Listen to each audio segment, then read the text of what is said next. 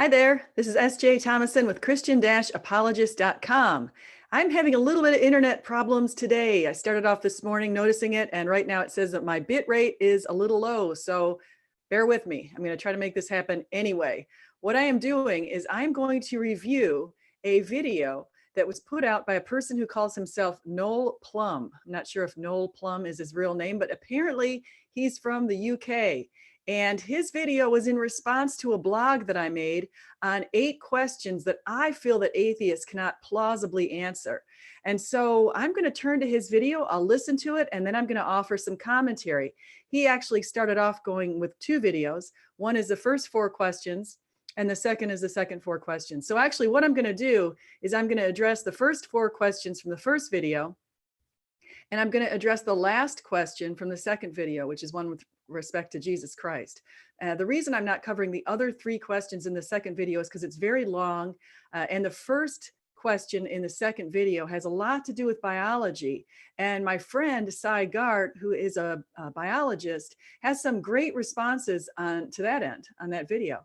And so I'd rather wait to get Cy Gart on to chat about his responses to the assertions that were made by Noel Plum in the second video, especially with respect to what he calls junk DNA, because apparently Noel Plum isn't up on some of the science on junk DNA. He considers 80 to 90% junk DNA, and apparently the numbers are a bit lower than that according to new estimates, and Cy has a lot more to say on that. So I'm not going to get too much into that. Instead, I'm going to go back to start off with this video that he first made. With the first part is on the moral argument, and I certainly hope you can see this. I'm not sure if you can. I'm going to have to check another screen. So here we go.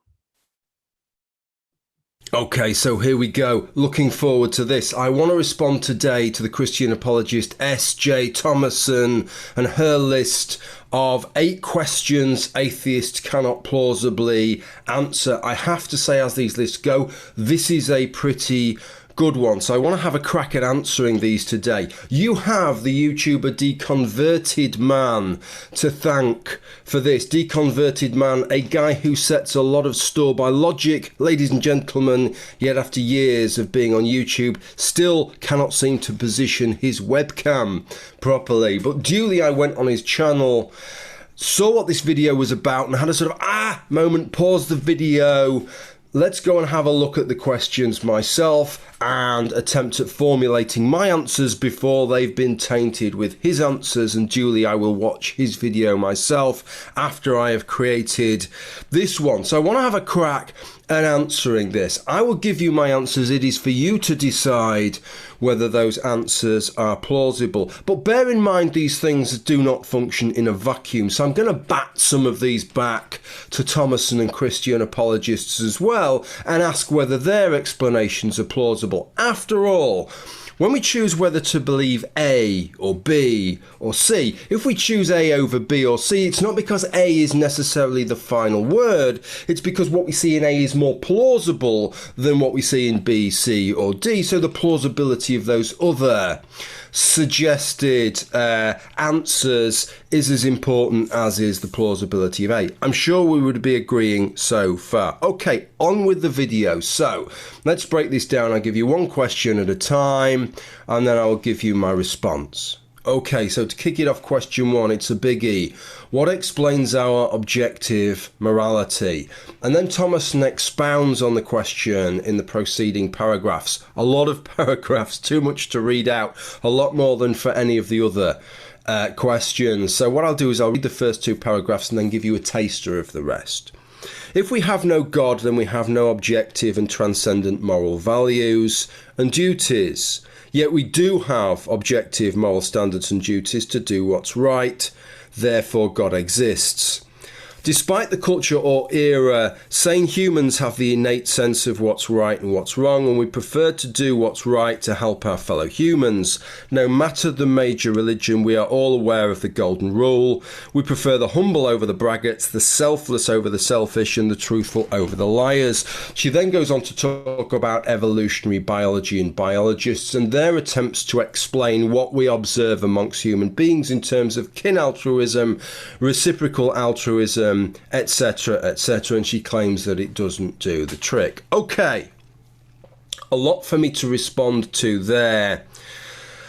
I think the first thing that I should say is that I'm not convinced, and have never been convinced, that the God objectifies morality is a plausible claim. There are certain things about the universe, such as our sense of taste, which I may talk about again in a minute, which I think most of us agree are not amenable to being talked about in terms of objective claims, but we regard as a subjective experience. I don't discount the idea that our tastes are a subjective experience. However, let's note that this could be a potential red herring. Keep listening. And I believe that morality is one of those things. The qualities that are claimed for S.J. Thomason's God, I do not believe do what is required. I'd go further than that and say that I do not believe that there are any qualities that you can ascribe to a universe creator that would allow their decrees to objectify their moral claims. I don't believe it is that kind of thing. S.J. Thomason then just states it outright, but we do have objective morals and duties. In what is Let me explain what I mean when I say we have objective morals and duties. What that means is we have morals and duties that stand alone. They are not subject to the judgment of people within their generations, eras, or cultures. In other words, we have objective moral duties, for example, to follow the golden rule. This is something that transcends generations, people, and cultures. And it's subjective because it doesn't change as a function of our changing minds or our opinions or our subjective experiences. It is something that actually exists, has existed, and will always exist. It's something that God has planted within us. It's part of our conscience. And so we have this. And how do we know that we have these objective moral values and duties? Atheism in its naturalistic forms cannot explain this, because naturalistic atheism basically only explains a cultural relativism. It cannot explain anything that's transcendent to the humans. It cannot explain the fact that we do have these objective grounding of our moral values and duties. For example, we could take the objective view that what the Nazis did during World War II was objectively wrong. We can objectively make that statement. We could also quite objectively say that a mother caring for her infant is objectively right. So we could say that that is objectively right. And these two things transcend generations. They're not subject to the opinions of one person in some population that says, oh no, a mother should not care for her baby infant. Well, that's clearly not the case. Now, someone will try to create an exception to the rule to say, well, there's some mother who's a psychopath. She will not care for her infant. That is not the kind of thing that we're talking about here. We're talking about objective values that cover humanity, regardless of whether people can live up to those objective values. And in many cases, people cannot live up to the objective values. We aspire to the objective values. That's why they're called objective moral values and duties. Okay, so I'm going to come back to that in just a minute as far as what our objective moral values and duties are. And then I'm going to give you some research that has backed up the fact that we do have universal, objective moral values and duties. Stay tuned. Is rather an odd sentence, but I think she extrapolates on that and tries to give us some idea of why she claims that in the next sentence. And she appeals to two things effectively: innateness and commonality of experience. So if we were to say if something is innate, we would say that it's innate within us that a mother should care for her infant. I find these really dissatisfying things to appeal to. It is true, we do have a commonality of experience, but as we do to a great many things, I could kill all the non-Hindus on the planet, including myself. I'd have to kill myself at the end, obviously. And then there would be an absolute commonality of experience of Hinduism, but that would not make the claims of Hinduism objective truths. But that is basically pointing to a part of the population and saying that he could go kill this portion of the population. That's not the point here. The point is we have objective moral values and duties. These are not with respect to somebody's particular religion and saying that I'm going to go kill people off in this other particular religion. That is a particularist type of argument, and that's not what we're even getting at here with my argument. Similarly, there are things which we share as an experience. Our experience of the colour red, for example, experiencing a certain wavelength of light as red, I propose is probably a common experience amongst human beings, and yet we understand that the way that we experience colour is a quale, right? It is not something that is intrinsic in that wavelength of light. It is intrinsic in the way that human brains process and understand and attempt to comprehend that wavelength of light. So the commonality of experience is not something that you can really appeal to. But I'm not talking about the commonality of experience. I'm talking about the commonality of knowledge. So, for example, let me give some examples. There is a person called Shalom Schwartz who's out of Hebrew University, and he recently collected a number of studies that he had already collected over the years. He's done a number of global studies. He went across 82 different cultures, and he surveyed diverse people of all ages, genders, occupations, and geographies. And he drew a conclusion that he considered astonishing. He said, no matter the culture, no matter the generation, because he's been doing this for a while, no matter what, basically, he found that the highest value that everyone aspired to, and I say aspire to, knowing that we ought to follow this value, is benevolence. And benevolence is the idea of caring for your in-group. Now, Noel, of course, would probably point to a very logical assertion. He would say, well, that is explained by evolution. Evolution certainly explains the fact that we care for our in-groups. It helped people to survive. That makes a lot of sense. However, Schwartz's second value that he found was universalism. And universalism is the idea of caring for the out-group and the planet and animals and nature. And that is something that is not explained through evolutionary processes. In fact, the fact that we have moral oughts to follow these things, that's not explained through evolution. Evolution is merely descriptive, so it's not explained in that way. Now, you might say, well, Schwartz, who cares about this particular study of thousands and thousands of people across the planet in 82 countries? I'm going to ignore that. Well, then there's another study by Kinnear, Kearns, and Douthat-Rives in 2000 and 2007, and they surveyed all world major religions, atheism, humanism in the United Nations, and they found that of all, there were unifying characteristics of all of these different populations. There's a commitment to something greater than oneself.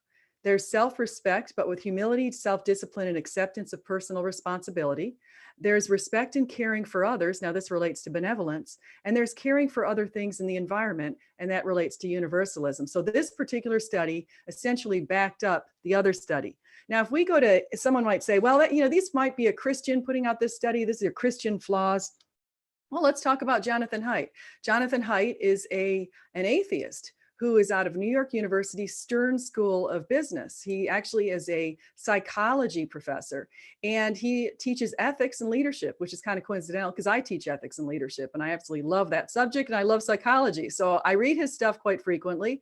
And he also, just to confirm, has also identified moral foundations in his moral foundations theory.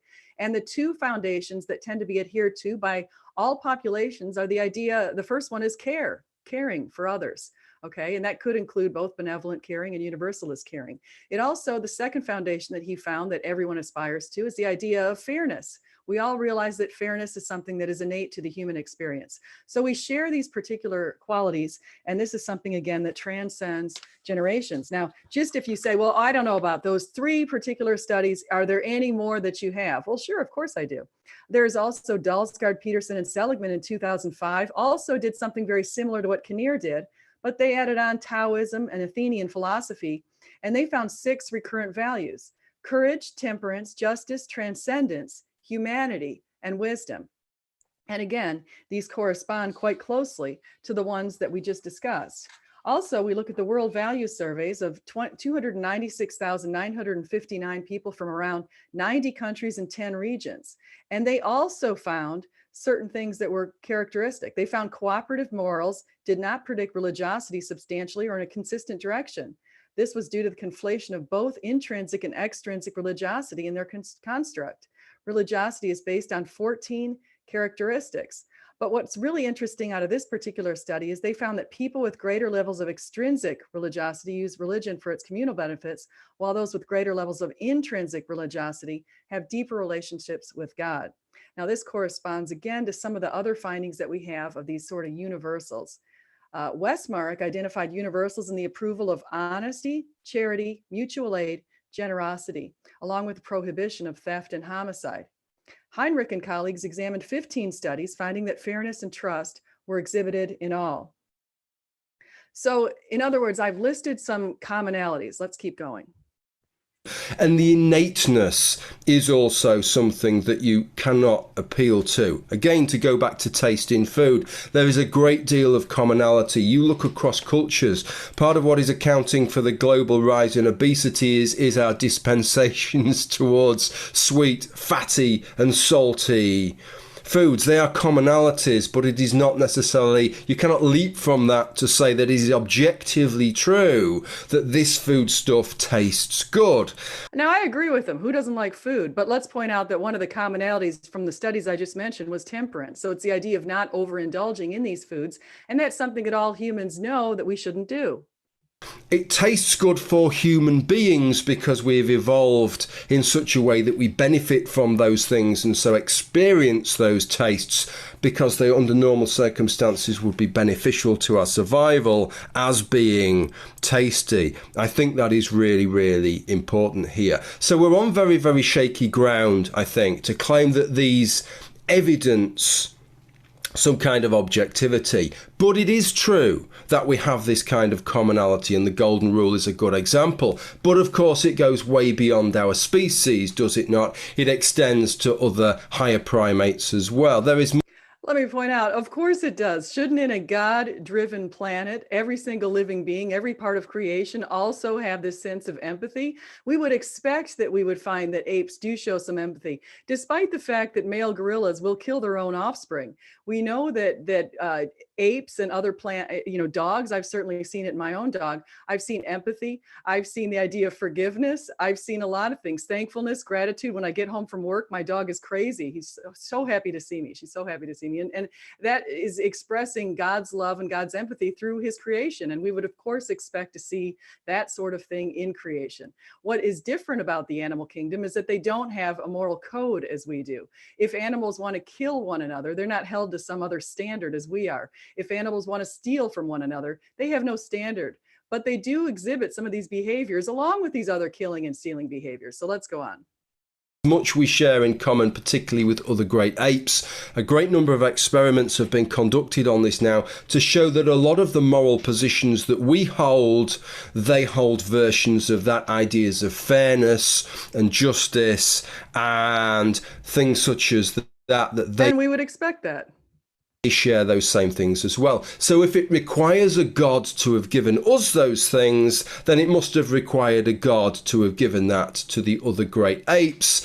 And yet what I find is that most Christian apologists recoil from that. It's as if it's something that has to be just special to us, that no other methods, more naturalistic methods, can explain it elsewhere. But for some reason, when it comes to us, it cannot be explained.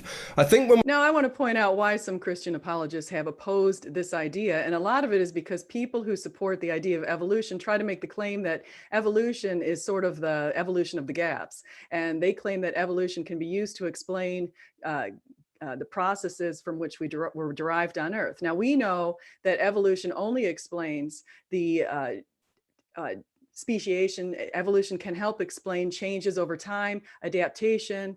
Evolution can explain things like survival of the fittest, but of course, evolution does not speak to exactly how we came to this earth and how we are in the particular positions we're in.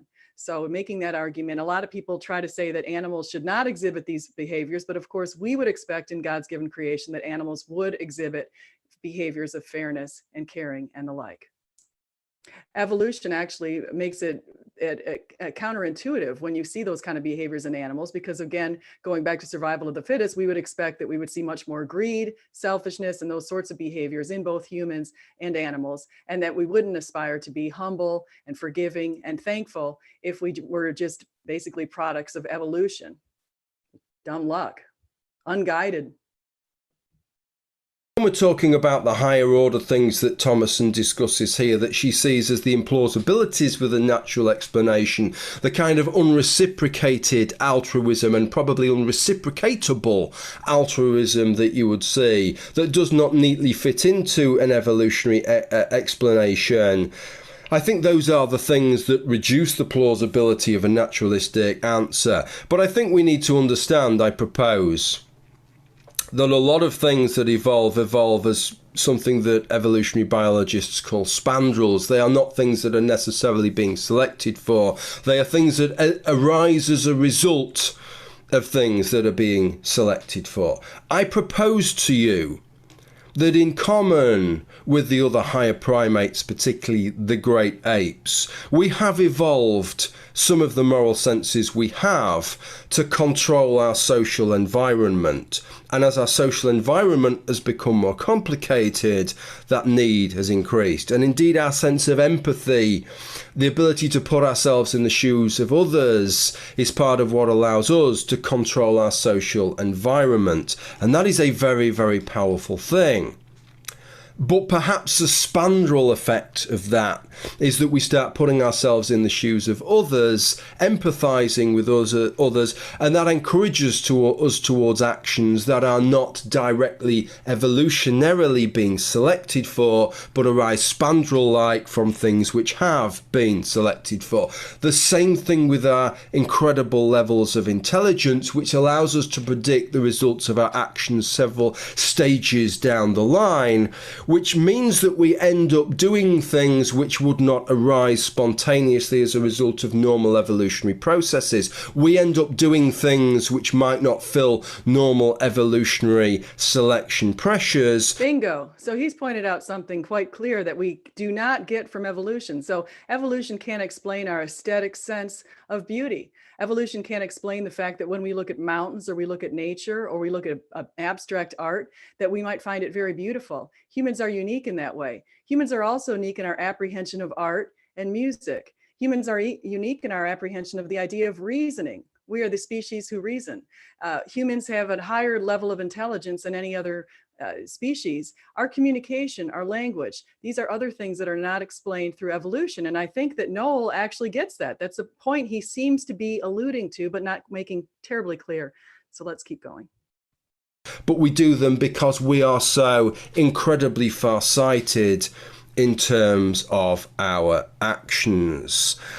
I believe that you can make a pretty plausible explanation of where morality arises from on those grounds. I don't believe you can make a plausible explanation of where morality arises from by saying, because God says so, at least not in terms of objective morality, which after all, that is the claim that S.J. Thomason is making, and it's a claim that needs to be set aside from the idea that morality for human beings has an underpinning and has commonality, but is not necessarily objective. In the same way as our sense of taste, it's not baseless. It is based on something. It serves a purpose. It has commonalities throughout the species, but that does not mean that our sense of taste in food is objective. So let's back up here and let's remember what the outset questions were. I said, if we have objective moral duties and values to do what's right, then there is a transcendent source to these objective moral values and duties. Yes, we do have objective moral values and duties to do what's right. I cited numerous academic studies to support this point that were global.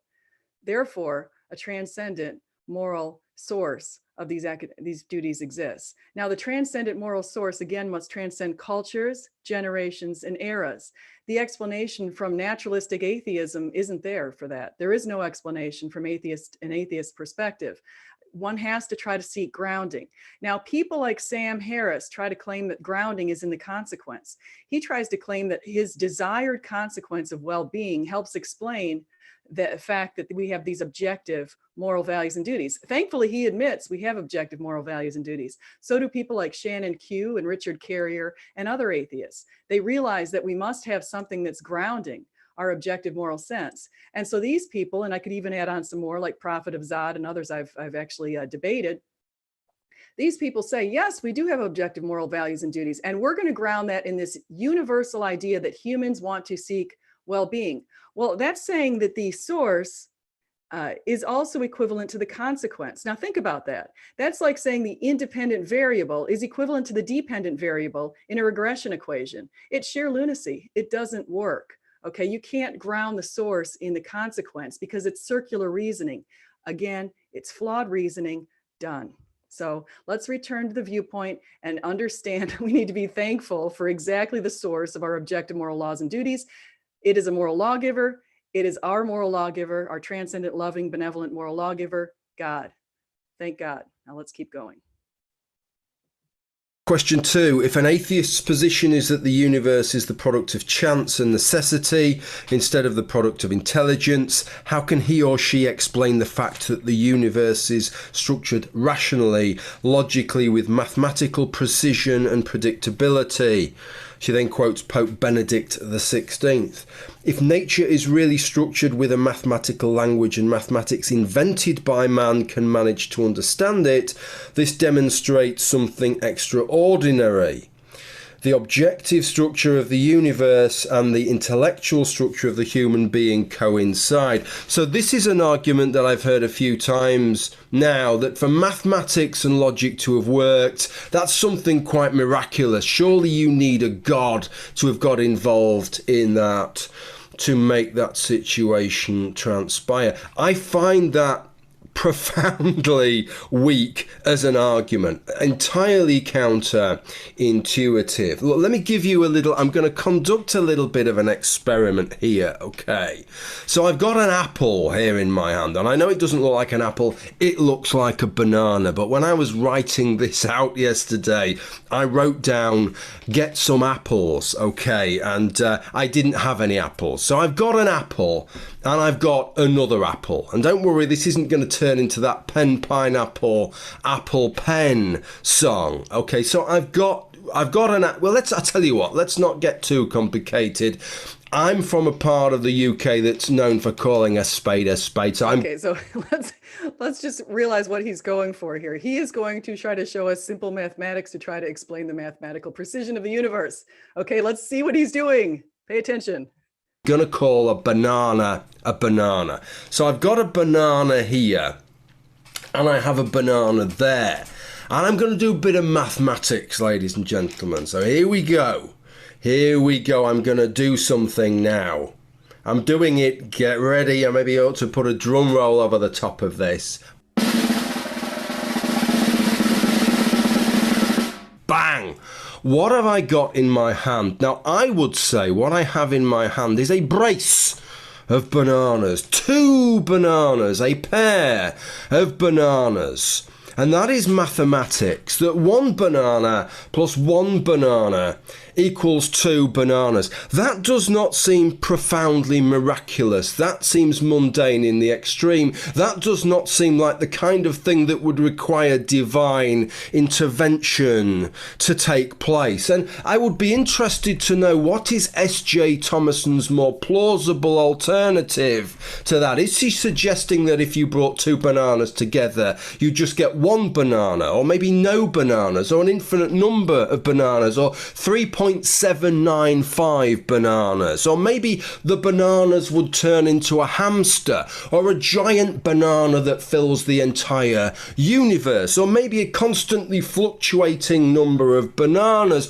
or maybe some kind of quantum banana event so that there would be a permanently indeterminate number of bananas. It isn't clear, because at no point does she say. But it does not seem anything other than the most mundane thing, the most obvious expectation, that if you have 1 banana and another banana, that you have 2 bananas, and that is mathematics, ladies and gentlemen.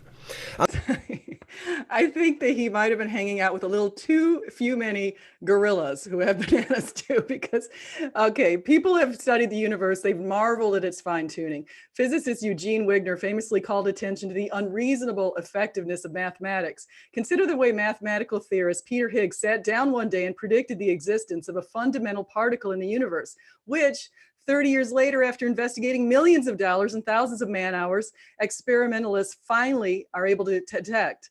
Mathematics is a language of nature, and according to William Lane Craig, how can this be explained?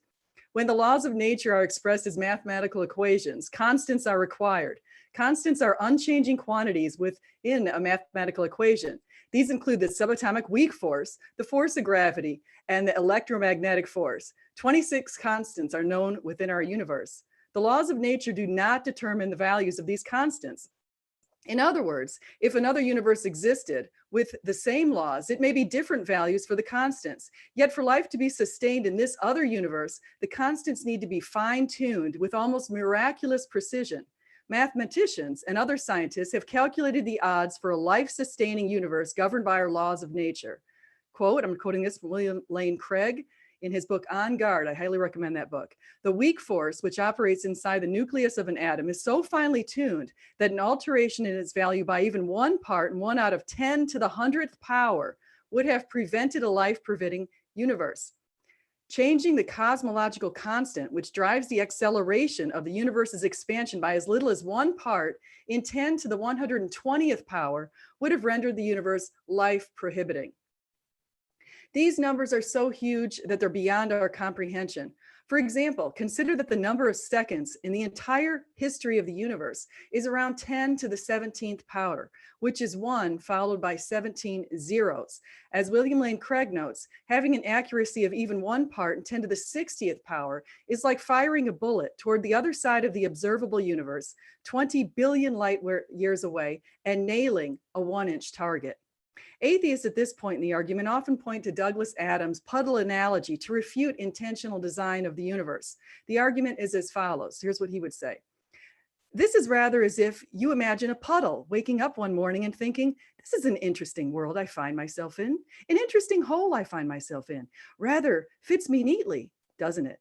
In fact, it fits me staggeringly well. Must have been made to have me in it.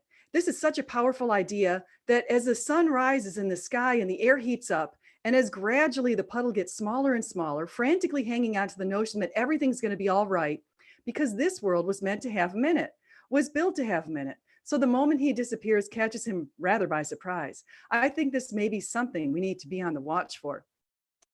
Adams' argument rests on the chance occurrence of the universe, yet it fails to grasp the point of the argument. We are not arguing that the universe exists, that it is governed by the laws of nature. We are arguing that the statistically almost miraculous odds that a life-sustaining universe must overcome to exist. We are considering the extreme precision in the values of its mathematical constants governed by our laws of nature. We can fairly refute his arguments, and of course the banana arguments of Noel Plum, by pointing to the following logic. 1, the fine-tuning of a life-permitting universe is caused by either chance, physical necessity, or design. 2, the fine-tuning of a life-permitting universe is not caused by chance or physical necessity, because why? The universe doesn't have to be life-permitting. Physical necessity is ruled out. For chance to be an explanation, we would have to believe it's just an accident that all of the constants and quantities that govern the universe fell into the life-permitting range.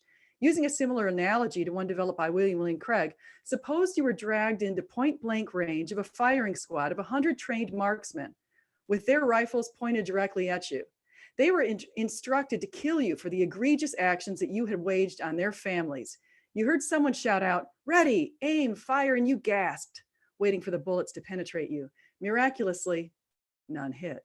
Would you assume that they all just accidentally missed you? Or would you assume what's logical and rational and reasonable, that somehow there was some intentionality behind the misses? Accordingly, number 3, the fine-tuning of the universe is caused by design. Some try to argue against design by claiming a multiverse, yet a multiverse is not only unevidenced, but it only sets the start date back. Let's return to what Noel has to say. And the interesting thing is that generally when that breaks down, that is when Christians want to claim a miracle. That's when they suggest that divine intervention is necessary here. It's as if they want their cake and eat it. There is a story in the Bible, ladies and gentlemen, where this bloke called Jesus, he doesn't have any bananas, it must be said, or apples, or bananas pretending to be apples, but he has some fishes, or fish actually, and some loaves of bread. And he manages to defeat the mathematics such that the number of fishes and loaves of bread he ends up with are greater than he should have had from the numbers that he started with. And that is regarded as one of the miracles that Jesus performed. So I think you can see where I'm going with this. Let's talk about miracles for just a moment. Braxton Hunter, Dr. Braxton Hunter, whom I had recently talked to on my station not too long ago, we had a very interesting conversation, and he made a video on miracles. And actually, he went to Lee Strobel's book called Miracles, which I've also read, that cites a number of very interesting and very well evidenced miracles. And one of them is with a woman called Barbara Comiskey Schneider. Now, Barbara Comiskey Schneider, back in the early 1980s, had already been suffering from about 7 years of debilitating multiple sclerosis. She was bedridden. She was basically in hospice in her home. They were about to pull the plug on her. Her hands were crumpled. Her feet were crumpled. Her legs had atrophied from no years of walking over the past 7 years. She was in terrible shape. Her lungs were about to collapse. The doctors had verified this. She'd been to the Mayo Clinic. The Mayo Clinic verified this. So what happened to Barbara Comiskey Schneider? Well, she had friends by her bedside. They had called out to a number of people at a radio station to say prayers for Barbara. They figured that she was at death's bed. They wanted to probably usher her into heaven and to ensure that their prayers would actually also be heard by God and to bring her to heaven. And so they were by her side, and her family was in the home. When all of a sudden Barbara heard the words, "My child, get up and walk." And what happened next was a miracle. She got up and walked. Her atrophy went away. Her hands became unhinged. Her feet suddenly worked. Her lungs came back. Within a few moments, essentially, she was able to walk and eventually dance around the room with her father. Her friends were astounded. That night, she went into her church, and her church had been accustomed to seeing her over the past 7 years wheelchair bound. She walked down the aisle and the cheers came. She was at a church in Wheaton, Illinois. Now, if you listen to Dr. Braxton Hunter's video, you'll hear Barbara's voice as she recounts this story today. Her MS has not recurred. Okay? My child, get up and walk. Anyway, Jesus is quite capable of doing miracles. He did them back around 2,000 years ago with the bread, as Noel cited, and he's still doing them today. And there's another miracle on Braxton's thing, which I will link here, that you can also hear, that talks about a man who had lost his voice over a period of years, also well documented. And suddenly, as he was in a Sunday school giving a sermon, his voice started coming back. And you can hear the tears in his eyes and in his words as he is just shocked at this occurrence. Have I given you my answer to this? No, what I've given you is a kind of answer construction set. I think from all the things that I've said there, you can work out what my answer would be to this question of S.J. Thomason's. Question 3. If atheists adhere to the belief that the purpose of human life is merely to procreate and survive, is it possible to determine that human life has any more value than animal life, since animals share the same basic purpose? Larry Moran said, according to what we know about the natural world, humans are not special in any way and life does not have a purpose. Richard Dawkins said, DNA neither cares nor knows, DNA just is, and we dance to its music. Yet we all seek meaning and purpose and to make a difference in this world. In an atheistic worldview, this is completely irrational, as we're just lucky beneficiaries with a temporary existence on some random planet that is doomed for destruction one day. The reason we desire meaning and purpose is because our Maker has hardwired us to do so. So Thomason ends with that bold assertion, but I suggest to you that that bold assertion is no more plausible than if I was to just sit here and say that, well, the reason that we desire meaning and purpose is because the process of evolution has hardwired us with a desire to find meaning and purpose. And I could say absolutely no more than that. And I propose that even at that point, I would be in a position of greater plausibility than S.J. Thomason's alternative, because we at least know that these processes of evolution take place, that these selection pressures exist, and that we are the product of those things in a way that she cannot evidence the existence and the nature of her proposed hypothesized Maker. Let's note again that evolution does not explain our moral prescriptions. Evolution does not explain anything with respect to our origins, meaning, morality, and purpose. It simply doesn't have an explanation. People can try to pretend like some sort of process has evolved and suddenly is a product of survival of the fittest. We've decided now we need a higher purpose.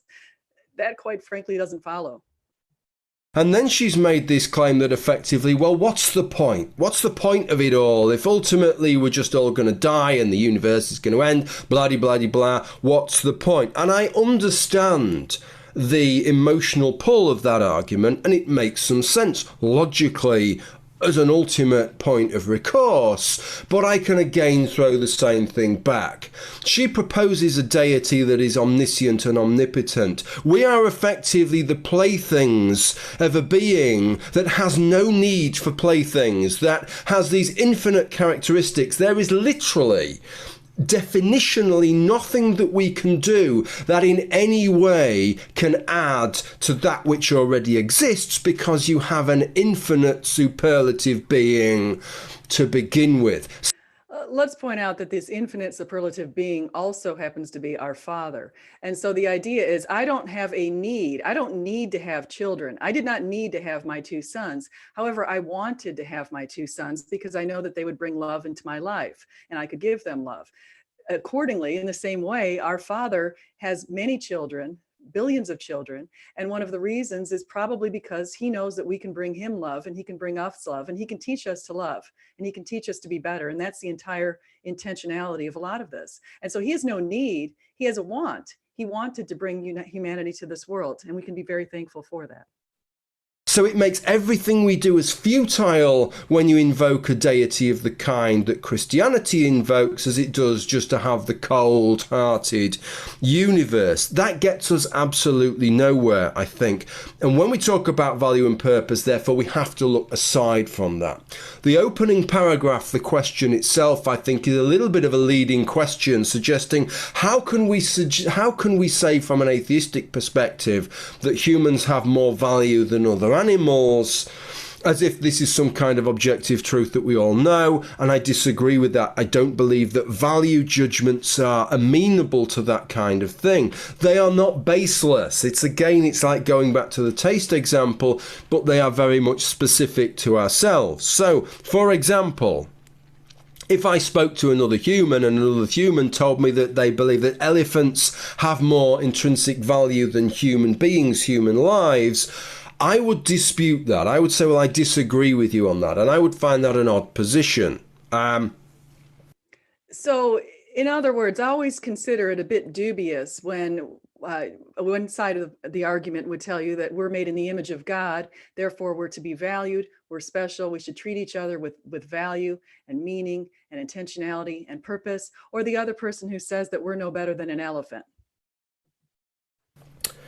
But if I was to speak to an elephant, right, I know elephants can't speak, but from an elephantine perspective, I would not expect an elephant to buy that, right? I would not try to explain to an elephant why really, as an elephant, you should be regarding human beings as having more intrinsic value than elephants. I would quite understand why an elephant would elevate the value of an elephant life above the value of a human life. Now for some reason, I'm getting the very funny vision. And of course, I'm sort of joking here, but I can't help but have this vision of Noel Plum sitting at a zoo explaining to an elephant. Anyway. And I think that tells you where we're at with this. The reason that we elevate, and rightly elevate, human life over other lives is because we are humans, because it applies to us, and that is why we ourselves give ourselves greater value. Question 4. Why have so many atheists determined that a life of a fetus in a mother's womb is less valuable than the life of his or her mother? Age discrimination? When is a human considered a human to them? Well, look, I mean, this is one of these questions. When is a human life? When is human life considered a human being, an individual human being? I think is a question that is open for debate. And there is no single point. It's like heating a pan of cold water up. We can all agree it's cold water. And when the pan is boiling, we can all agree it's hot water. And somewhere in between, it changes from a pan of cold water to a pan of hot water, but there isn't some moment where it clicks across, and I propose. That's where we disagree. So as Christians, many Christians have the same view that I hold. Not all Christians have this view, but many do have this view that life begins at conception. So at conception, essentially, you're a human and you have the potentiality to be a completely fully developed human. And so when you stop a life at conception, you are stopping a human potential. Okay, you're stopping the potentiality of a fully developed human to be able to live, love, and thrive on this planet. You've taken it upon yourself to cancel out the life of another human. And in many cases, if you look at the abortion rates right now and the abortion statistics, 99% of the abortions are not due to rape or incest. So there's many cases within that are due for convenience. Okay, so many people have abortions out of convenience. They feel that the baby is inconvenient. They don't want to have to carry the baby for 9 months. They don't want to have to give birth to the baby. Even though there are many people who would be willing to adopt this little child, they do not want to carry the baby for 9 months. Now, I have a lot of friends who've regretted having abortions in the past. And I've regretted the fact that I actually drove a friend to an abortion clinic in my 20s when I was a pro-choicer.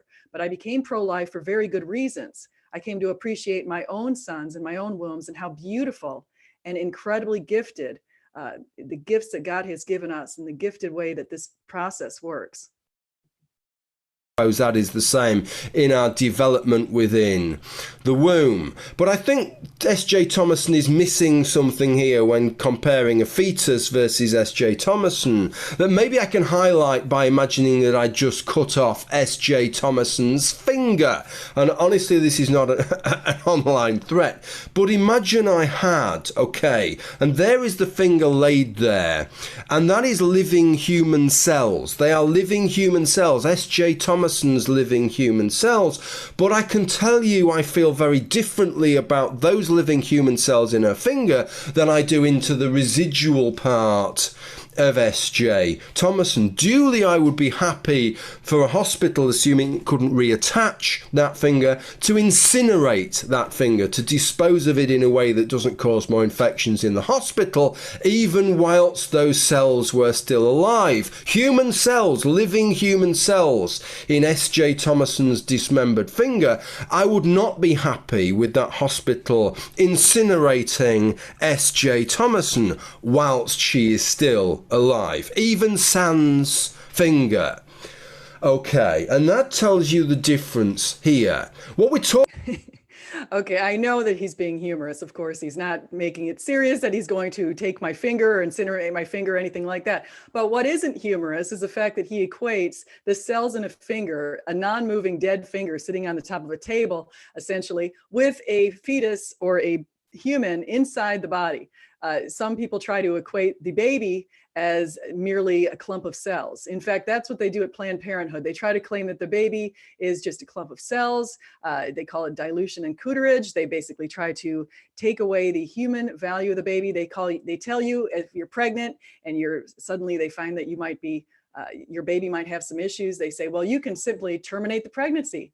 They don't even give the baby a life sort of thing. So what you can consider, though, when you're considering things like what's inside of you versus what's inside, the finger is not going to grow up into a loving human. The finger is not going to be part of a home. The finger is not going to have the opportunity to give life to others. The finger is not going to give the opportunity to make life better for others. Okay, the finger is going to have no opportunities. It's the silliest equation that I've ever seen. But anyway, let's go back to see what Noel says. Talking about is our higher level mental processes. I think that is what distinguishes the residual of S.J. Thomason from her finger, and that is what distinguishes for a lot of us the difference between a fetus that is maybe, let's say, the size of a grape and a baby that has just been born. Or now, is this size discrimination? First, I was thinking age discrimination, but now we're talking size discrimination. Again, that little grape is going to grow into a human if the mother allows that. Or a baby within the womb that is at 40 weeks, let's say. Okay, that is a process that is distinguished. It's based on those higher level mental abilities, and that is what distinguishes how we feel between human cells, albeit in the case of a fetus, human cells that have the potential to grow into something that we regard as a human being, a conscious living human being and a conscious living human being. To try and dress that up as age discrimination is about as absurd as me suggesting my position with regard to S.J. Thomason's dismembered finger. Okay, well, let's look at what happens to a finger over time. So a fetus is a little grape inside your body. After 9 months is going to be a baby. And after, say, 10 years is going to be a small child. 20 years is going to be a young adult. And it keeps going on. A finger that's dismembered after about 9 months is going to be a shrivelly little bone. And after that, soon it'll eventually disintegrate. So these are not equatable. It's actually amusing that he's made this comparison, because I don't find it at all intellectually stimulating. Is digital discrimination. Okay, so I think that's probably enough to chew over for one video. So wide-ranging are these questions. In the second video, we'll have a look at the second batch of 4 questions where we're... Okay, so Noel did go on to make that second video, and I might get to that. I'm going to tune over here for a second, come to the live stream and see what's going on. It looks like it's running, luckily, even though the bit rate is pretty low. Hopefully you've been able to hear everything and it's come through. So now I'm going to go back to his last question in his second video, which was with respect to Jesus Christ. And so let me turn over to that. Okay, here we go. So he is going to question my best explanation for the minimal facts surrounding Jesus. So let's hear what he has to say. What is the best explanation for the minimal facts surrounding Jesus' resurrection?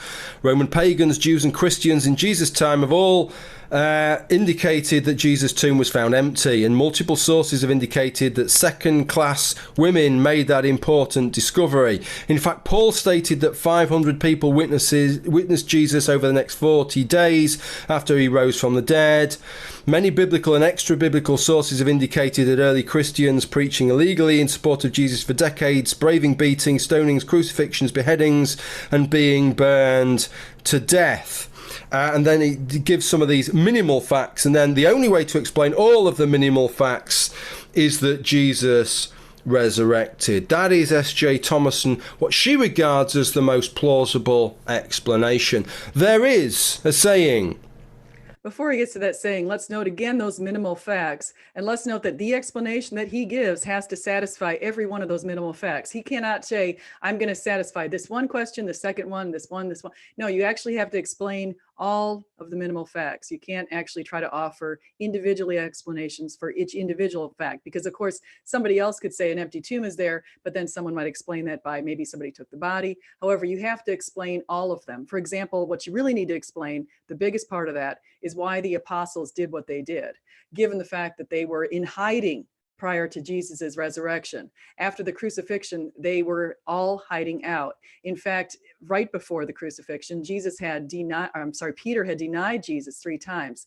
James, his half-brother, basically tried to stop his ministry. Paul, when after this whole thing had started, after the resurrection, and he was out, he was a very ardent Jew, and he was out there trying to persecute Christians. He was marching down the road to Damascus, breathing really terrible things in his mouth, trying to take Christians and put them in jail and do all that kind of stuff.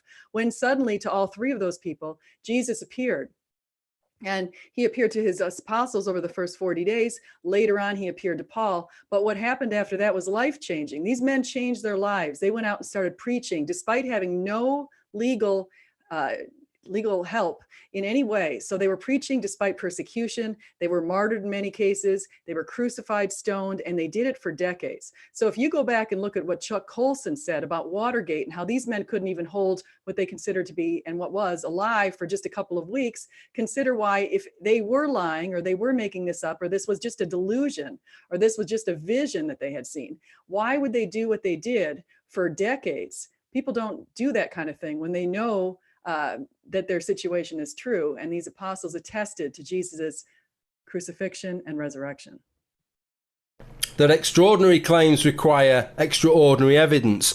I would not categorise that as extraordinary evidence. I would regard it as an extraordinary claim. It is not alone in being an extraordinary claim. Almost every single religion makes extraordinary. That's one of those things that Christopher Hitchens came up with. The extraordinary claims require extraordinary evidence. Now, if I had a claim that I saw a flying saucer over my house, or I saw a strange UFO, an unidentified flying object. Now, it could be attributed to natural causes in many ways. It could be attributed to something coming from the sun or a comet or something else. If I had seen that, do I need some sort of extraordinary evidence, or could I merely get my camera out and take a picture, or a video camera, or my phone?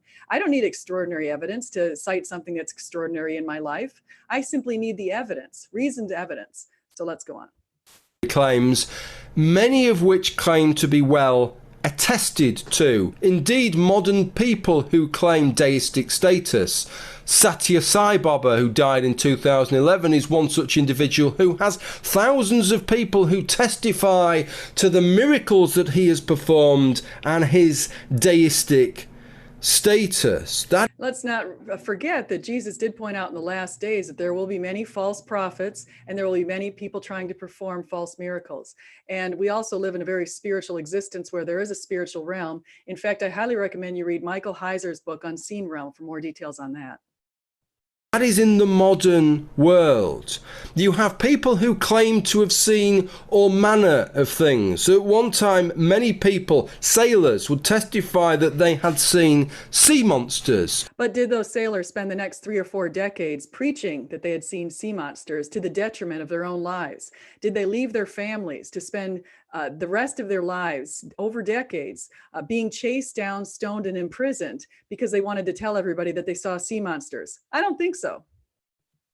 People claim nowadays, and have for some time, that they have had interactions with aliens in UFOs, or have even been abducted by aliens. There are people, numerous people, that will give testimony that corroborates other people's testimony that they have seen UFOs, that they have seen alien life forms, and give descriptions that corroborate other. Now, the vast majority of, and I've done a little research on UFO sightings, the vast majority of UFO sightings are, again, natural events, okay? There's RUFOs, and that's something beyond that. I would highly recommend you read Hugh Ross's book on this whole issue. It's a very interesting book. But let's go back. I don't want to digress. If we go back and we talk about the whole alien issue, again, people who saw UFOs don't spend their lives now. I mean, they might spend their lives talking about the UFOs, but they certainly aren't being persecuted by our government. They aren't being chased down, stoned, or in prison because they're claiming they saw UFOs. So this is a false comparison. Descriptions. These are all extraordinary claims, and generally we require extraordinary evidence. I'm sure for all these other claims, S.J. Thomason requires extraordinary evidence for them and largely dismisses them because they do not have that kind of evidence. They have the kind of evidence that we know crops up for myriad claims that are spurious. Now let's go back to what evidence we do have. So if we look back in history and we look at the enormous number of books and literature that has been citing Jesus Christ, it far exceeds anything else that we have in history. In fact, Jesus is one of the best attested historical figures that we have.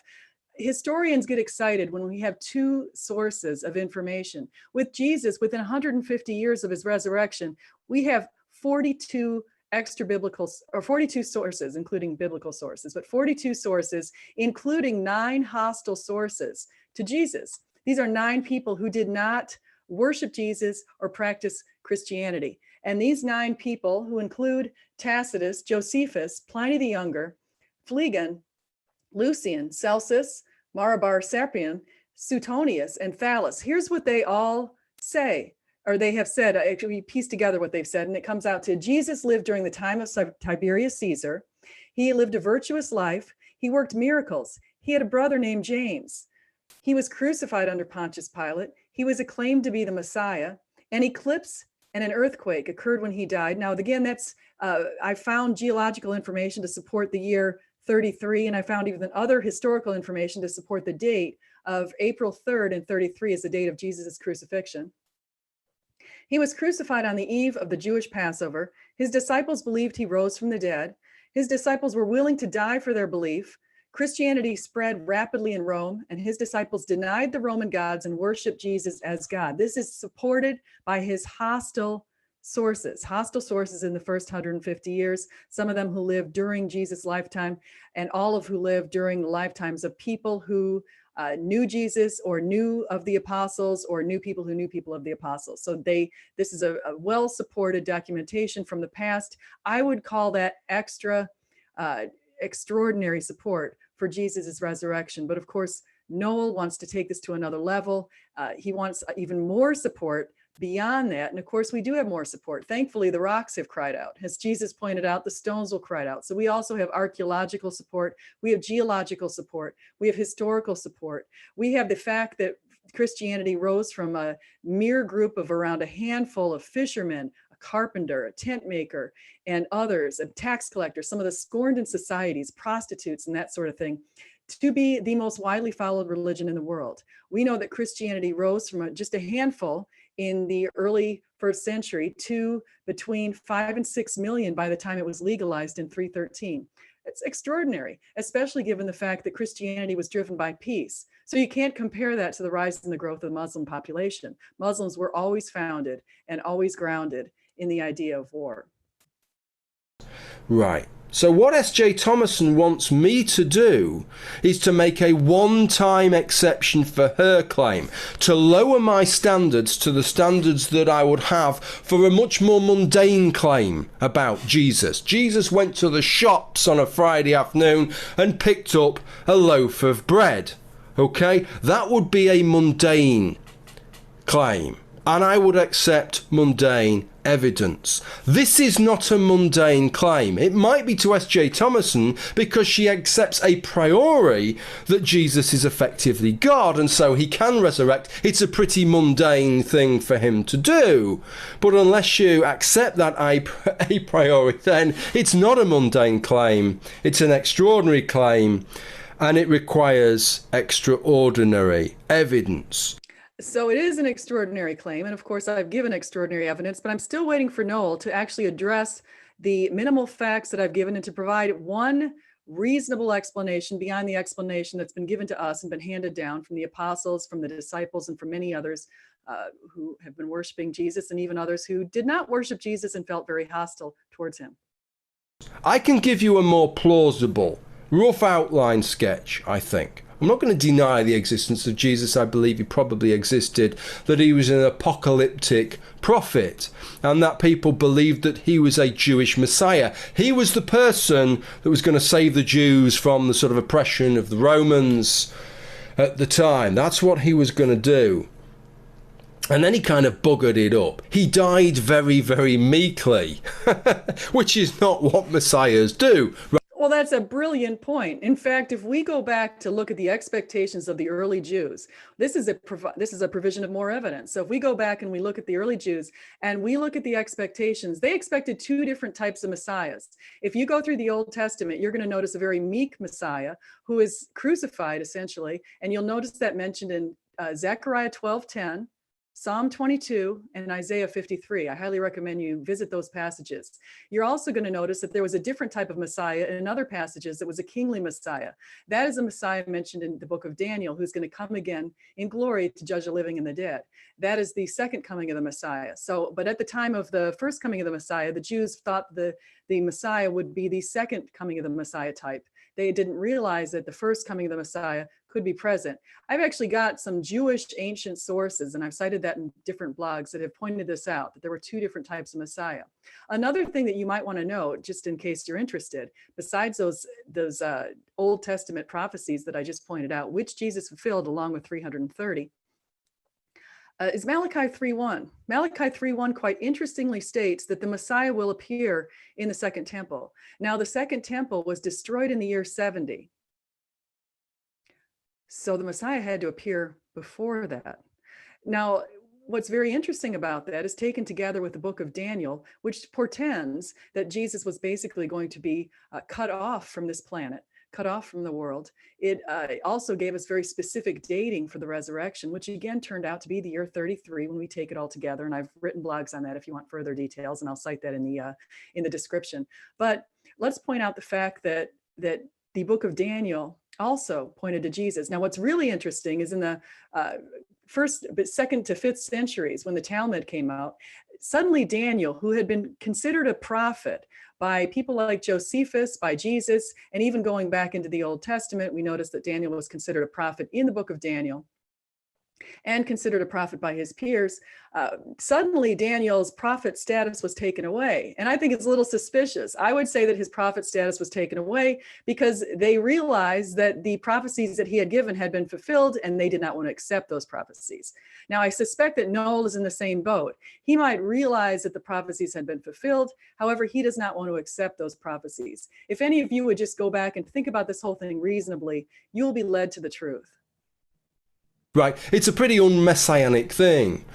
And as people have done throughout the ages, you see it on YouTube now. We've seen it recently with people who idolize certain individuals and then they really don't live up to it, twist themselves into a figurative pretzel to try and reimagine what that individual has done in light of the status and standing in which they held them. Imagine if you're basing your spiritual life on the idea that this guy is the Jewish Messiah, that he's the savior of the Jews, and then you've just seen him meekly and pathetically die on a cross. Which is exactly why his apostles were in hiding right after he meekly and, as he quoted, pathetically died on the cross. His apostles were in hiding. They were afraid of the Sanhedrin. They did not want to share the same kind of fate that Jesus shared. Had Jesus not appeared to them after that, they would likely have gone back to their old jobs. There's no reason they should come out and suddenly be without fear and suddenly preach for decades and risk sudden persecutions, all kinds of persecutions, if they did not see the risen Christ. You're going to reimagine that, aren't you? And it's reimagined in a way that he doesn't really die, that he's actually God, and that for some bizarre reason, God goes through this process where by allowing us to kill him, he can therefore not have to punish us anymore for our inherently sinful nature that he gave us because of an offence that we'd committed in the Garden of Eden, which probably didn't even happen anyway. And Christians somehow resolve that it's an offence that didn't even happen because they don't believe in Adam and Eve anymore. But somehow that's the spiritual introduction of sin or something or other. It makes absolutely no sense. It's as if you smash my car up with a baseball bat, and I say to you, well, look, I'll let you off if you give me a punch on the nose. Right? That doesn't make any sense, does it? But effectively, that is the plausibility level, as far as I'm concerned,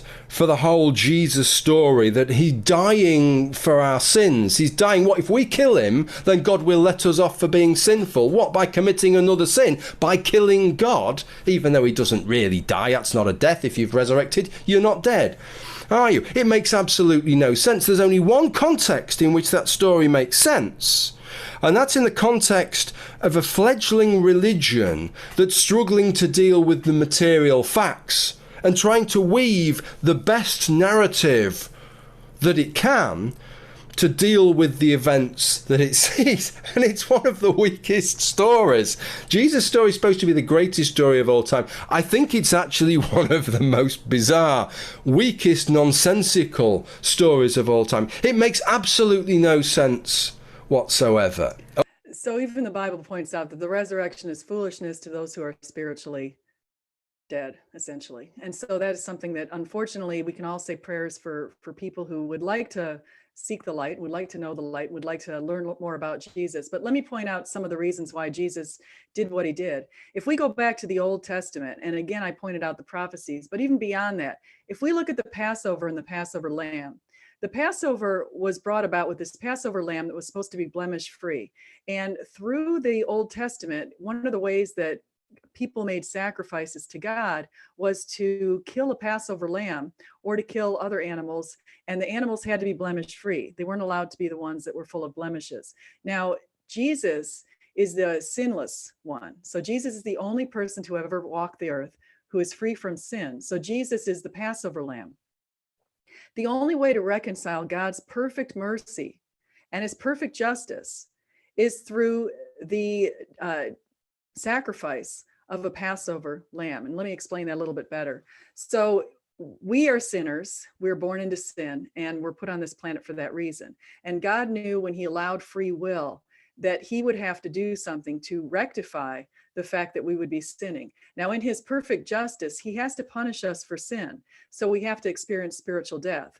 But in his perfect mercy, he wants to forgive us for our sins. So to forgive us for our sins and punish us for our sins, and for the fact that we had been, we were basically imprisoned by our sins, there had to be someone who is sin-free, someone who is without sin, to be able to make the sacrifice and pay the price essentially for our sins. And that person is Jesus Christ. On Calvary, Jesus reconciled God's perfect mercy, his perfect justice, and his love. And we should be thankful. So now I'm going to turn back to the screen with questions to see if anyone has questions in the live stream. Let me just shut this out really quickly so I don't take up more bandwidth. Okay, so let me just see if anyone has questions. I'm looking at it. So Adam was created imperfectly, Jungle. Yes, we were all created imperfectly. One of the reasons we're created imperfectly is because we're here to seek perfection and to be more like Jesus Christ. So if we look at the fact that Jesus took up his own cross, he set the example for us. We're to take up our own crosses and to learn to be more like him. Are there any other questions before I close out the stream? I want to say thank you for anyone who's been in this chat. I see Cameron is an old friend, Moshi, Jungle Jargon, Unholiness Within. I see more atheists, I think, than I do Christians. Maybe not. Mouse Forever. Hi, Sandra. Hope you're doing well. So hope you have enjoyed this stream. I hope Noel gets a chance to watch it. I'm not sure if he had a chance to pay attention to it. I know he's over in the UK, so I think he's about 5 hours ahead of us, so not sure. I'm going to go ahead and close it out. I will be making more response videos. If you have a particular video you would like me to respond to, please just let me know. You can find me on Twitter at LEAD1225. You can find me at my blog at christian-apologist.com. I really hope that you will take the time to like and subscribe, and I certainly hope that you'll take the time to come again. So I really appreciate the fact that you're all here, and I really appreciate all of that kind of good stuff. And I think I just put myself into a screen that I don't want to be in. Hold on, let me get back to this one. So I'm going to go ahead and cut this out.